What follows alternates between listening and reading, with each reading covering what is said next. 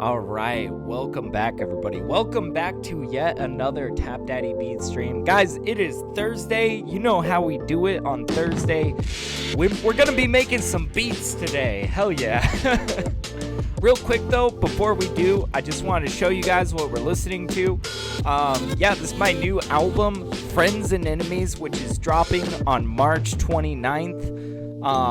And yeah, it's available right now on Bandcamp for anybody that wants to go buy it early. All right, guys, let's get into some beat making. Let's get into it. I'm just going to start with some drums. Maybe go grab some AJ Hall drums. I know, I do this every single Thursday. I'm like going straight for the AJ Hall folder, but come on, guys, it's so good.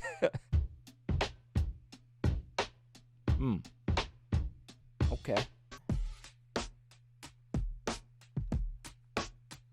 Ooh, this one's kind of bouncy.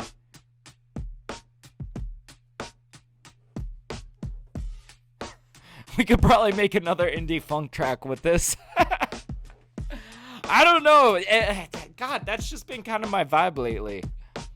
Honestly, we could make a sick hip-hop beat with this. You know, I'm just going to do what I do best, which is let's just make decisions one step at a time and see how it turns out. Let's lay this down and then let's go search for some sample material and maybe see just what comes of that.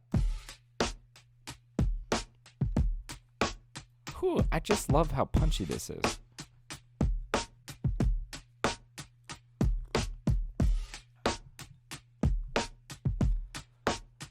And I like it that it's a pretty simple drum pattern.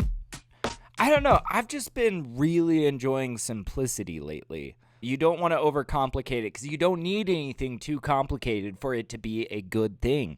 In fact, I think that if you go simple but solid, that's where you start to hit some goal. Because this is where it's like, I feel like a lot of people overthink music. We all know like what sounds nice. We all know, you know, what is entertaining, what is groovy, what is a good groove. It doesn't need to be anything too complicated. In fact, it could be stupid simple, and I feel like in most cases you're better off going stupid simple and not overreaching, you know? So like if you have a really simple drum break, drum pattern that just has a nice pocket to it, if you have a really simple but locked in bass line, like these are the foundations for like a really groovy track, you know? So I don't know. That's my thoughts. Watch, I'm going to go make like a really complicated beat.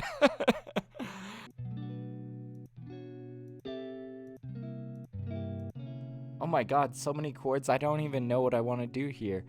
I guess what I'll do, because, you know, and I'm going to be sampling in a kind of unconventional way. I'm going to throw all of these into a drum rack. Normally, I'm taking some spread of audio and I'm chopping it up in something like Simpler, you know, where you chop it into slices and just go from there, which is really easy to set up and go with. Because this is just kind of like a bunch of one-shots of chords, I'm going to just throw all of these different chords into a drum rack and just kind of bang it out on this MPC over here. And we'll just see kind of what we put together with these. We got some really colorful, jazzy chords here.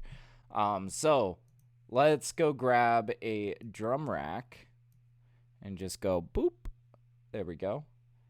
And then now let's go grab those chords. What do I want?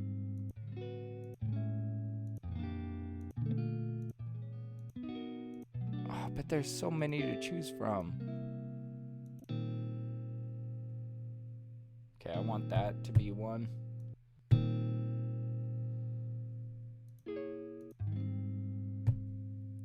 That's a nice resolve. Okay, now you see, now we got this issue where they just kind of play over the top of each other. So what we can do is we can put them in the same choke group. So that way when one interrupts the other, it'll pause the audio of the other. Okay, so we go to this menu right here. You see this where it says choke here? We're going to put these both in group 1. Everything's going in group 1 here. So now, like, you see they can interrupt each other. That's awesome. That's beautiful. But yeah, I see Brill saying, I respect the grind. Thank you, man. I feel like, honestly, though, it's fun. I think that I don't mind working so hard at music because it's something that I just really love to do, you know?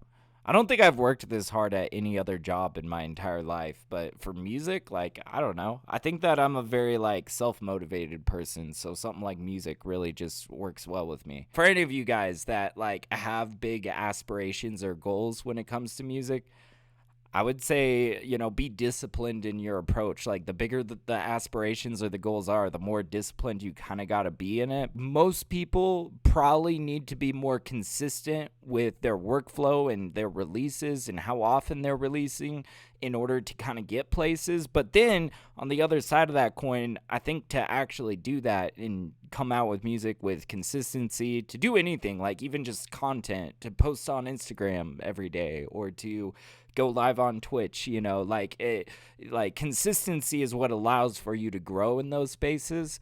But I think the more difficult part is on the other side of that coin. When you are like working on it, you get really like hyper focused on your goals and you find yourself like working around the clock, and then it becomes more of a challenge of like work-life balance. Like, you got to take some time off too, you know?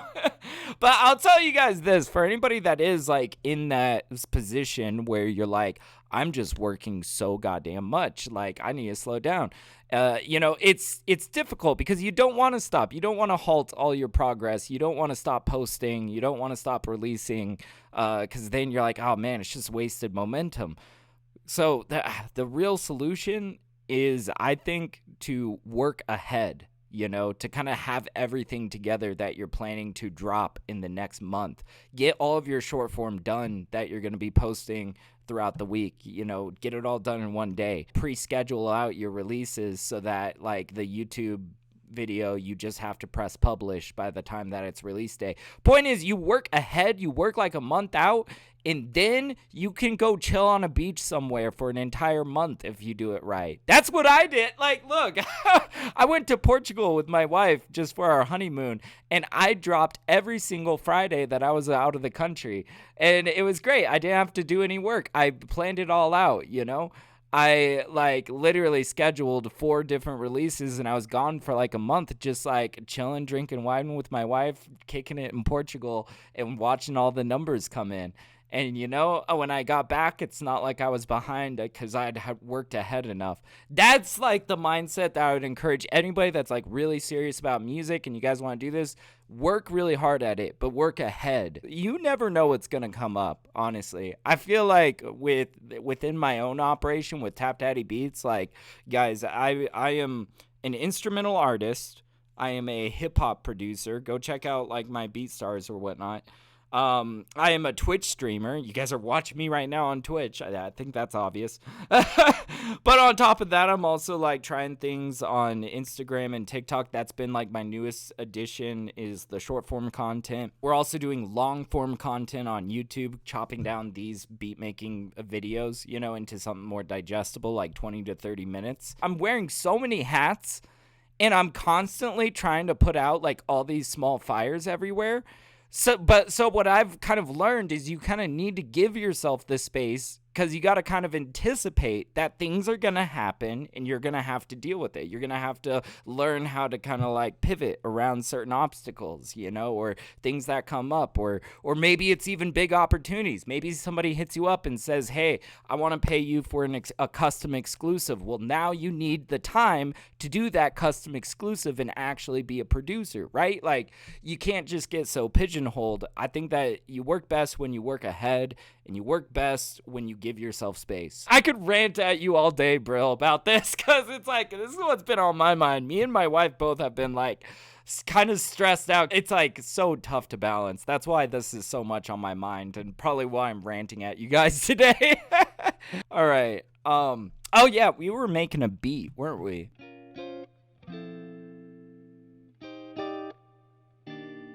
Ooh.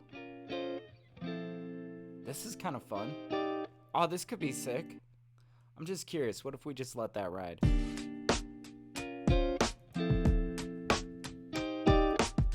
Yeah, I don't think we need to chop this. I think we could just sample this as is.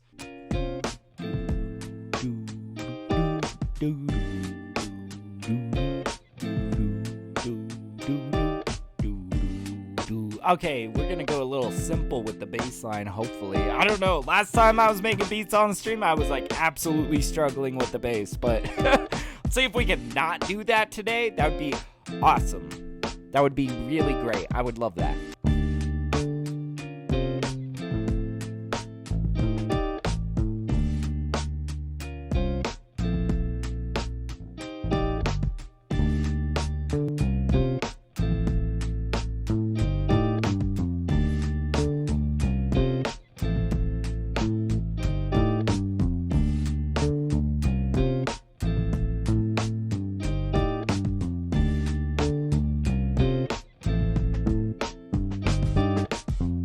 Oh man, that makes me happy. God damn, let's hear that back.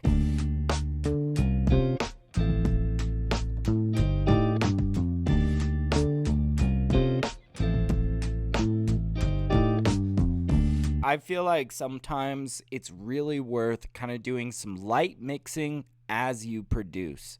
And you know, I think the real reason is you get a more complete picture of kind of where you're heading. I think more clearly when you know, I go ahead and do like the side chaining that I'm planning to. When I go ahead and EQ the bass so that it sounds very rich, you know, I kind of understand like what is feeling the best so that I can kind of maybe make better decisions sound selection wise. Even when you are producing with the mix in mind, then you are kind of more in a position to give yourselves all the layers and the various instruments and just all of the different parts that are going to add up to a very full and rich sounding mix. Let's just go over to our master.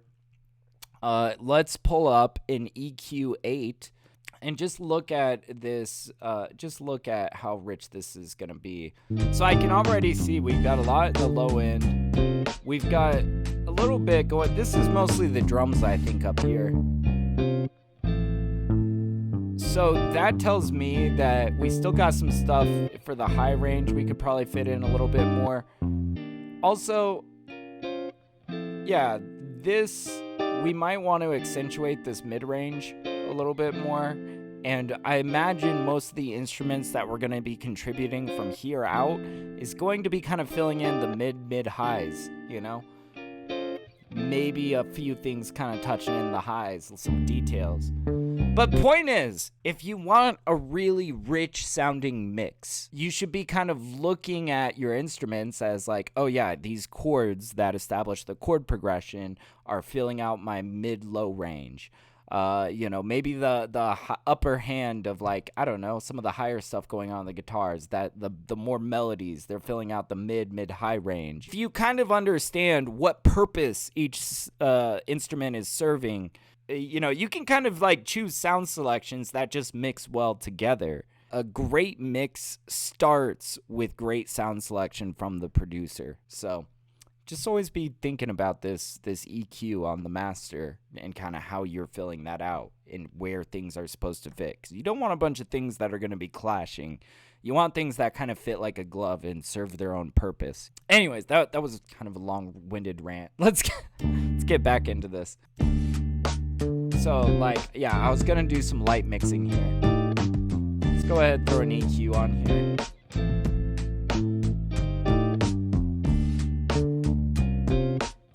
I'm gonna put a little bit of separation between these.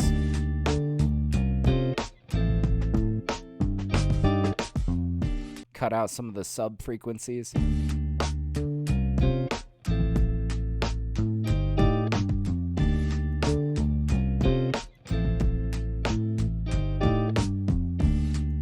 Now, if we EQ this,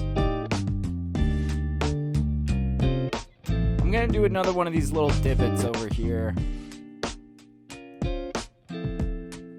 And I think I kind of want to raise the mids.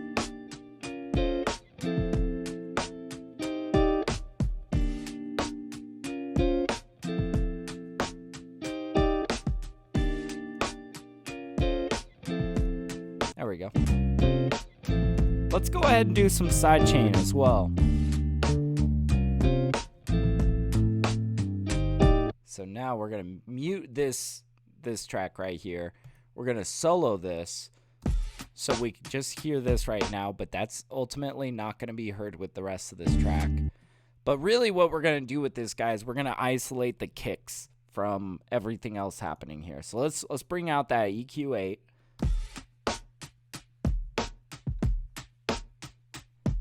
Yeah, look how nice. You can definitely see the separation between the snare and this kick.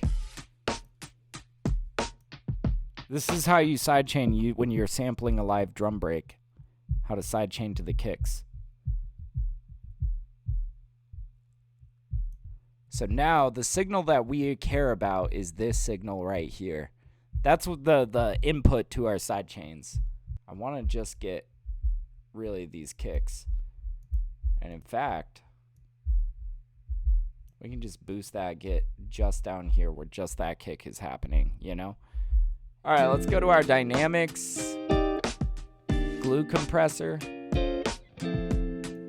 Sidechain from that muted track up there. Great thing about Ableton is you can use the signal from a muted track. So I like to do that with sidechains. Let's maybe give ourselves...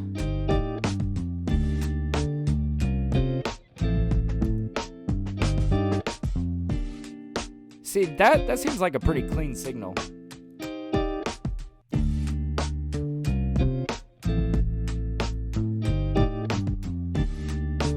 Let's kind of saturate this bass a little bit.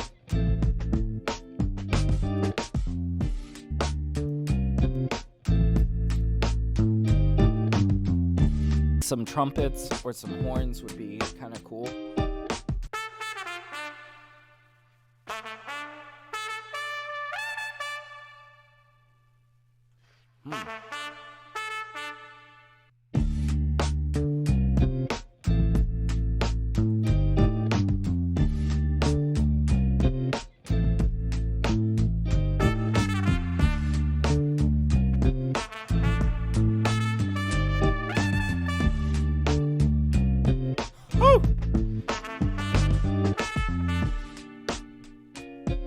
Oh, that's even in key and everything? What the fuck?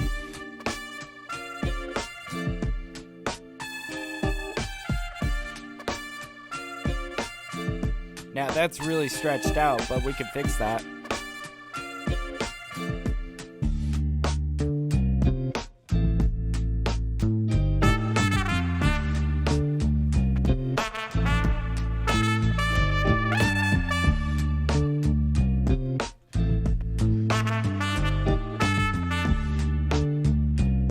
Well, first of all, I know that we need to change how this is warped. We need to change this to Complex Pro, I believe.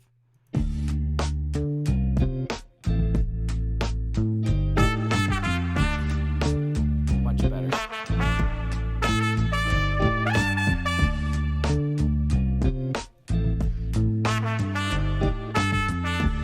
Okay, so I'm thinking let's get rid of this first guy. We don't need that. And I was kind of thinking, what if we had something over here?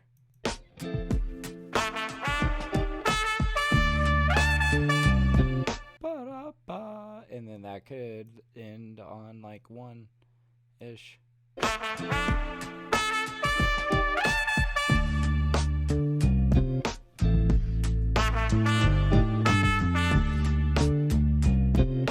Oh yeah, and we could get chopping with this.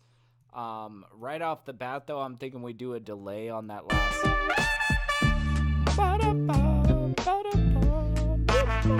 know, like something kind of fun there.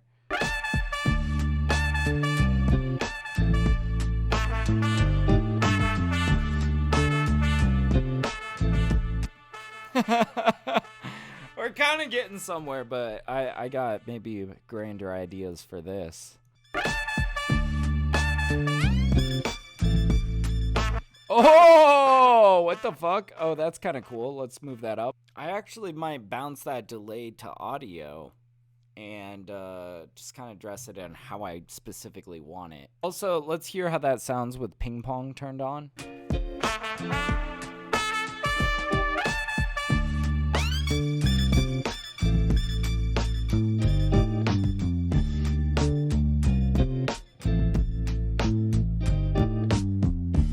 That is kind of nice with the ping pong. I like it because, okay, just a life pro tip about ping pong delay. Whenever you are delaying out a small detail of your song, I would encourage you to just consider using a ping pong effect on it, mostly as a way to get something really touching the sides of your mix and therefore kind of like contributing to the overall width of your mix, you know? I feel like, man, some of the most magical little details that really transform mixes, in my opinion, are when you have just like a really small thing that really like touches on the sides, but, you know, ultimately kind of feels balanced. I think that, you know, just throwing a really small detail that really touches far left or far right, or in this case, you know, throwing them with some ping pong delay, it kind of hits both sides like that. My point is delay, like ping pong delay, can be low hanging fruit. So consider it. It can be a great way to kind of like add more width and depth to your mixes. And you know, ping pong delay might be a bit busy for this. Like, we'll try it. Of course, I say that, you know, but like the brilliance of ping pong delays, then I'm like, nah.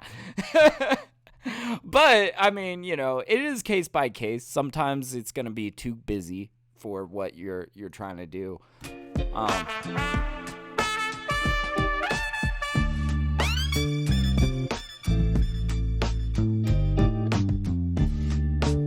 Let's capture it like that.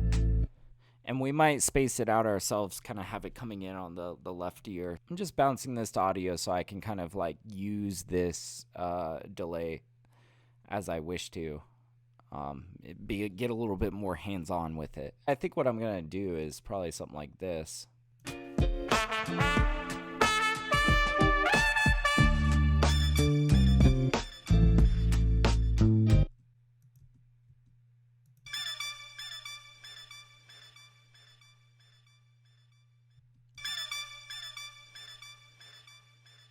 Got some artifacts in the back, but that's okay. Sometimes that's just kind of part of the character of the track, you know? Let's maybe switch this over to the left side. Now, here's a little tip about panning and spacing in your mix. So you'll notice that this just naturally sits a little bit in the right ear. Now, if we try to move this, just like using our left-right pan, then it feels like no matter how far we put it over here on the left, it just doesn't quite feel as natural as it felt on the right. It still kind of feels like it wants to be on the right. Something that I've found very advantageous, instead of like taking something that naturally sits in the right ear and like using your pan knob to really force it over to the left, I think a smarter approach can be to just swap the left and the right audio so that instead of it naturally sitting in the right ear, it naturally sits in the left ear. Let's try that. Come bring out our utility. We're just going to tell it swap. Sure. Now that feels nice and like easy. Hell yeah.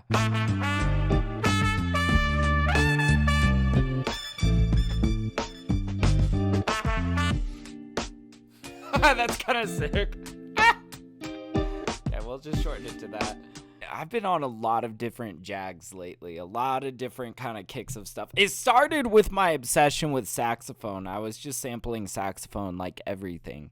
And then from there, I started to bring in a lot more trombone to counter all of the saxophone that I was using. And I really started to fall in love with trombone and started just using trombone way more often in my music. Now, I feel like almost out of necessity, I've been kind of running low on sax samples and trombone samples. I've been really kind of exploring out the other kind of jazzy brass that I have available. And I've been sampling a lot of trumpet lately, but I've been really enjoying it, and I've just been going to it so often because, I don't know, I think I'm just craving it. I'm just craving, like, some nice trumpets in it, and Like, I guess what I would say is lean into your cravings as it comes musically, because I think that that's honestly how you do get to a really original sound, you know, something that sounds like you. It's about having taste in music, and it's just one of the subtle ways that you kind of express your taste in music is just like your sound selection. So I know after this, and I'm not quite sure what we're going to do for this beginning section, but we can start kind of thinking of kind of arrangement. And I know that after this, I'm going to want a section without bass in it.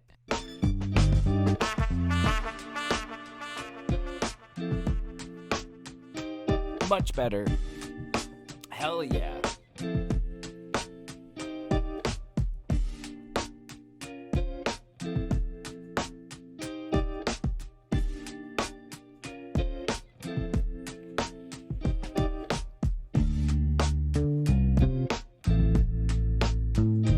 I'll probably lay in one other little layer somewhere in here.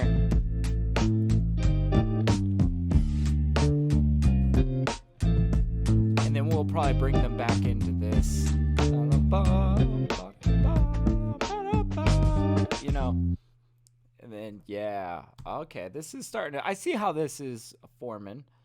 How this is shaping up.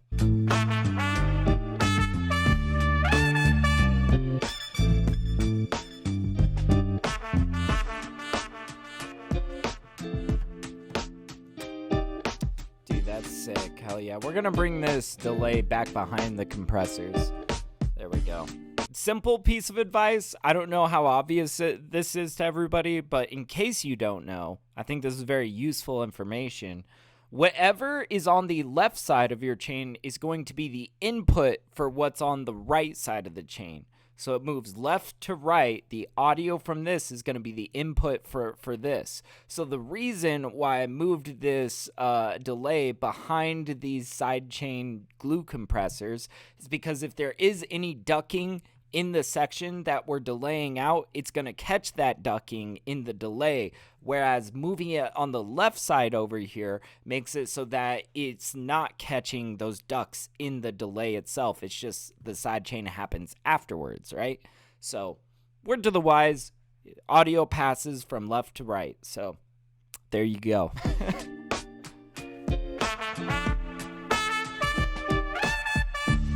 Okay, let's figure out what the hell we want to do here in terms of like detailing additional instruments. Let's bust out some purity, because you guys know how I do. Always gotta bust out the purity tracks. And let's see, what are we getting into today? I feel like some organ blips would sound really cool on this. We found a really cool organ the last time that we were live.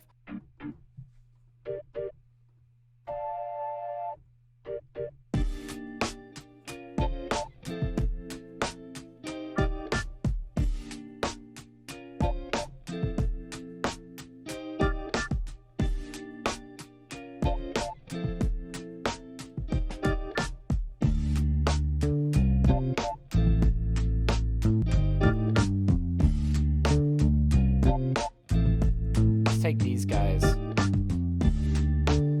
I'm curious, what if we put like a very tiny amount of delay on that?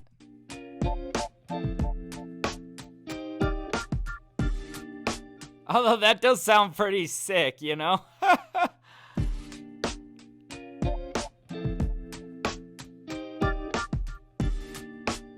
that's nice. That's nice. All right, let's bust out more instruments.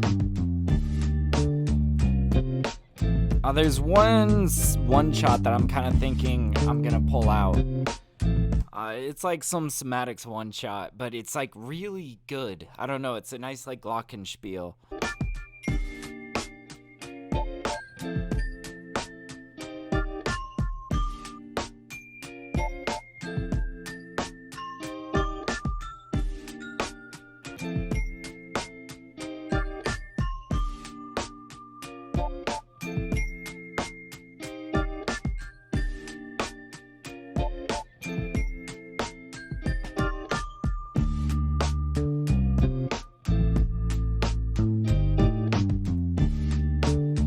Something like that. In fact, actually, we might just introduce that on the second half.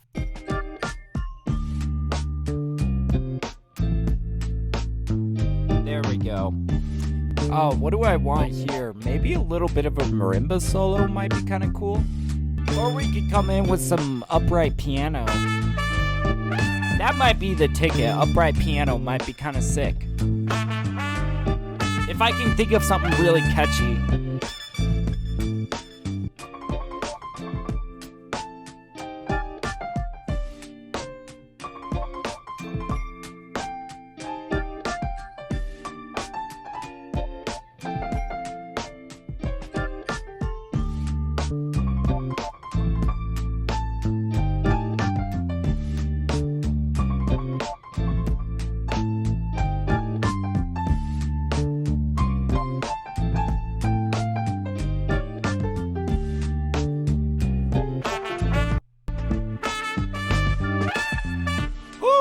Okay, wait a minute. That was kind of fire.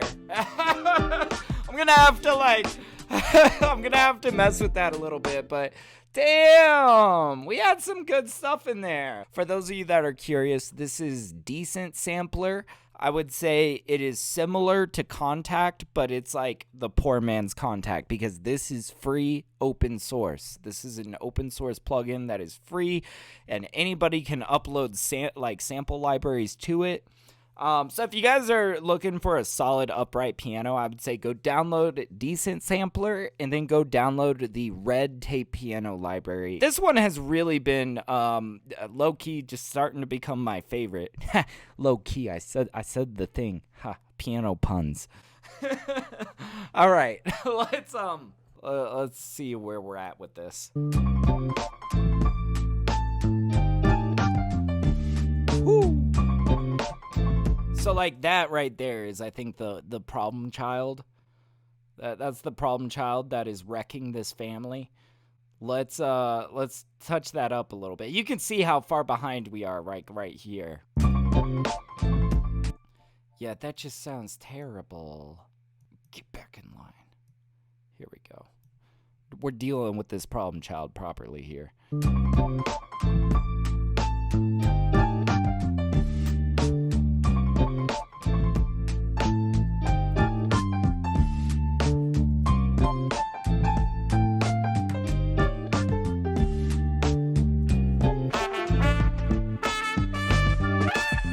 Yo, guys, I think we just got another one.